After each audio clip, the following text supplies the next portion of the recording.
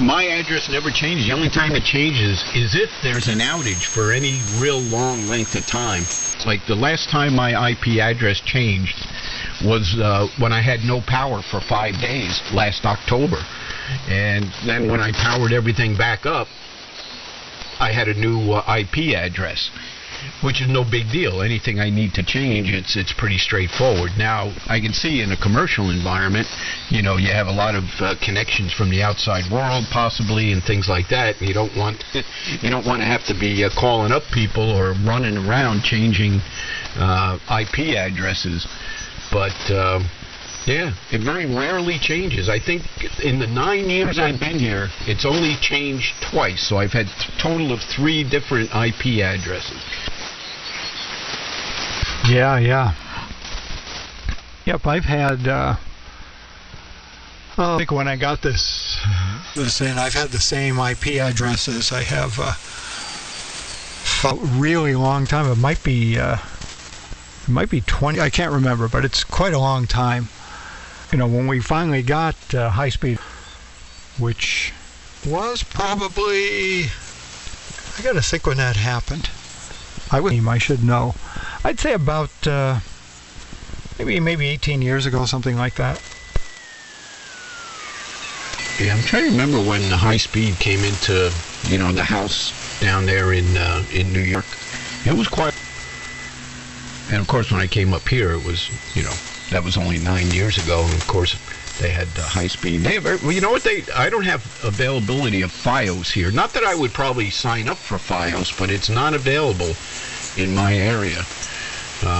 You know, which doesn't break my heart, but it's kind of weird because I'm on a main county road, and you would think that they would have strung the fiber along here, but apparently not. Well, you know, this wasn't a Verizon area. This was what was the telephone company that called here? Now it's gotten bought out by another company, so you know, it's kind of was a mom and pop operation around here. Fairpoint. It was Fairpoint. Is FiOS available anywhere in your town? I don't know. I know it's not available on this street, but I don't know about other places in town. It's probably not available anywhere. If I could get FiOS, I would get it, because the upload speed and the download speeds are, for commercial servers, are the same. So you'd have 150 megs upload. Well, if you're moving a lot of data, that comes in handy. For the average person, obviously it's overkill, but I've never experienced a problem with the 6 to 11 megabits per second upload speed, like when I'm running remote. It's just, you don't even come close to using that kind of data. Yeah, I have a lot of servers here, so and one of my customers, his business is to sell software, and customers download the software from his site, which is hosted at my server, my installation. So yeah, I tried to suggest that he moves to the cloud. He has been a customer of mine since 1990. Oh God, it's got to be 1995 or 96. Might even be 94. He's been a customer of mine a long time. He's still a customer of mine. I actually host a server, private server just for him, with separate hardware and everything. He's one of my earliest customers.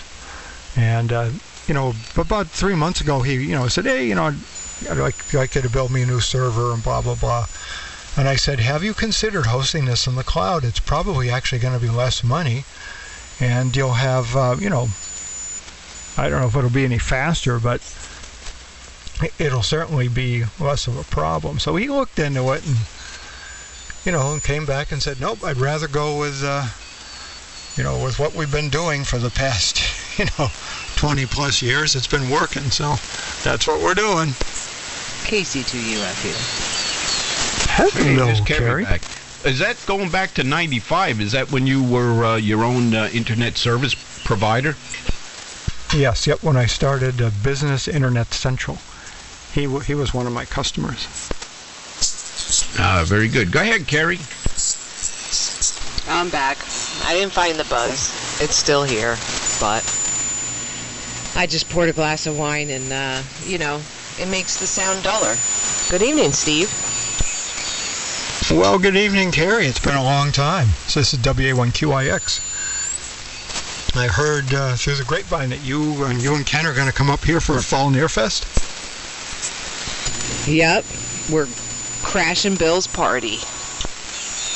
Well, that is absolutely awesome. We will see you then, because I'm going to be planning on coming over to Bill's on Thursday, and maybe one other day too, but definitely Thursday. And so that'll be great. Be great to see you guys. Yeah, it was kind of a last minute kind of thing. Sometimes that works out better that way though, than when you try to plan and things get in the way. So, you know, Garrett's the only one left in school. He's a senior this year, and he drives himself to school. So, I don't see why he can't get himself to school for 2 days. You know, we were gonna probably head up probably mid Thursday morning and head up, because I have a couple things I have to do at work on Thursday morning. I have one meeting that hopefully will not run long, and with one of the software companies. We'll get that situated, and then we're out of here. We're northern bound. Well, that'll be cool, because it's been quite a while. Boy, it's hard to believe Garrett's in high school, man. Yeah, and last year of high school. I just heard you were talking about servers. He's built his first server now. He's got I don't even know. It's like an Anki. What kind of cabinet is it? I don't know. He's got a 7 foot tall cabinet in his room with all these crazy big server stuff in there or whatever. I don't know. What is it? Oh, a Dell server. I don't know. Him and Ken are doing something. They're game server or something like that. I don't know. But it takes up like half his room. But he's having fun. That's great. That's great. Yeah, it's been a while. So I'm definitely looking forward to that. Hopefully the weather's cooperative. I'm not sure. I haven't looked at the forecast for the weekend recently, but this weekend, when I look at the forecast from last Thursday, this was supposed to be a sunny. Saturday was supposed to be sunny, and Sunday was supposed to be partly sunny, and both days were gray and miserable and cloudy. Bleh. Yep, that's what we had here too. Gray, cloudy, warm, and miserable. It was almost 80 today.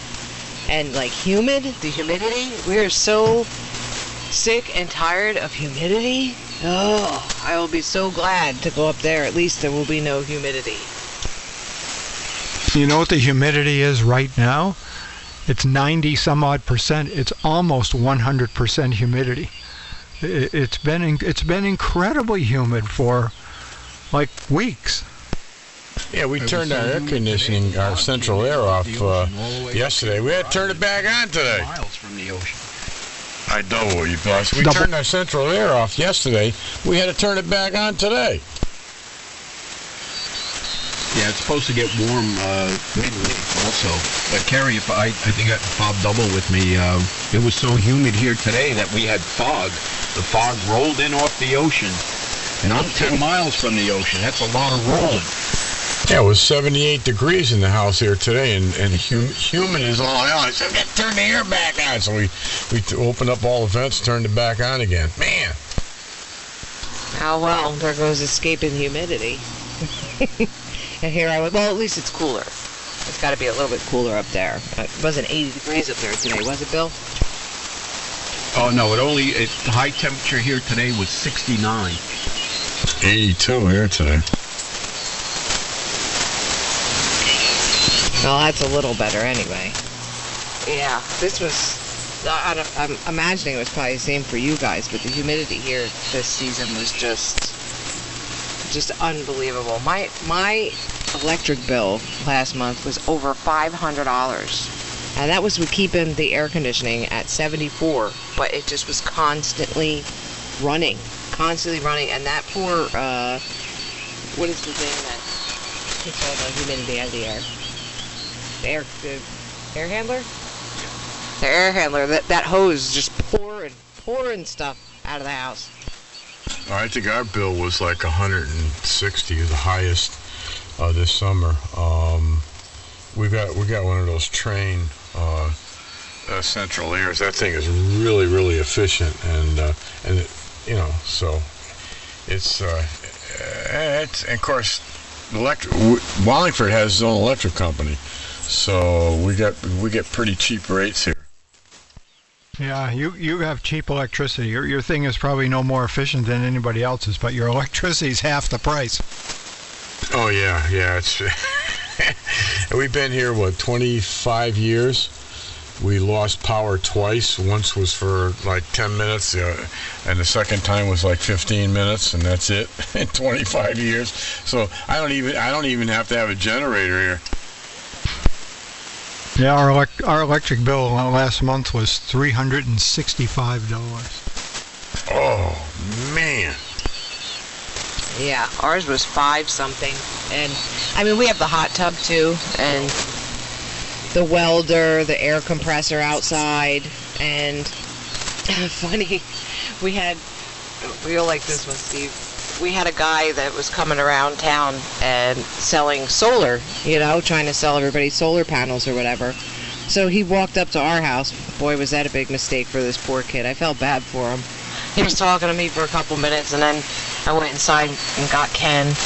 And, they do this thing now where they actually, I guess they go on Google or Earth or whatever, and they actually can measure the size of your roof and tell you how many panels you can get on there and this and that and everything. So he did that, and he needed a copy of my electric bill.